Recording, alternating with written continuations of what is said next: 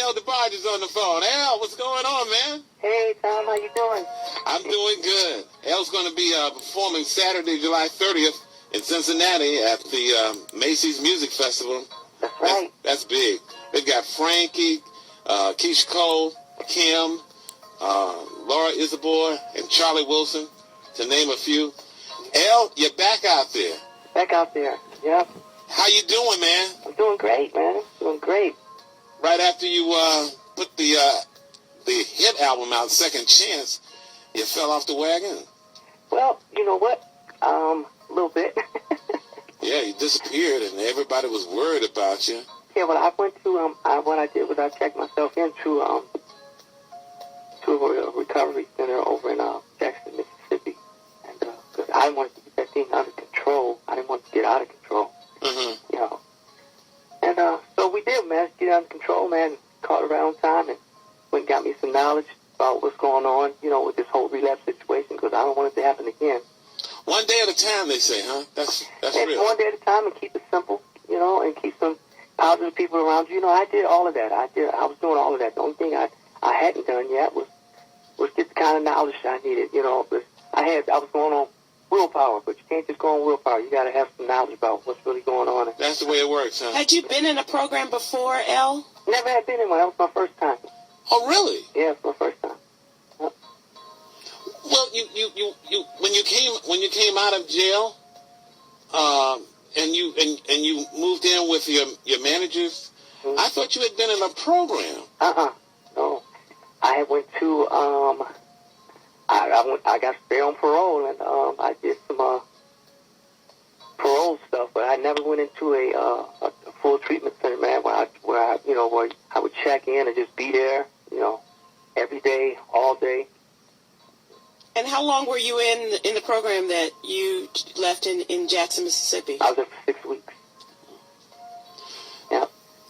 And so now you, because I was confused like Tom, I thought maybe as a requirement for your parole that you had to do a program. Yeah. No. They can have you do a program, or, you know, it depends on if they deem it necessary or not. Mm-hmm. You know, but what my parole officer had me do, he had me just go to some classes for about an hour once a week. That wasn't enough for you. No, man, I learned so much from this treatment center. What was the most important thing that you could share with people that you learned about this? That relapse, first of all, it's not just from picking up.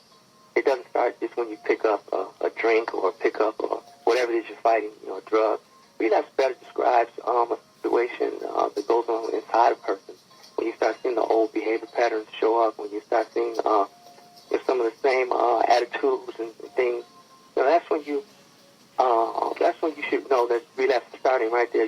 Or at least starting to fumble around in the territory of relapse, you know, during that time. Does that include having some people around you? It includes going around those people and bringing those people around you. Because people are going to come around you, but it depends on how you deal with it. If you start accepting it and start wanting to be around, you're fumbling around in the area.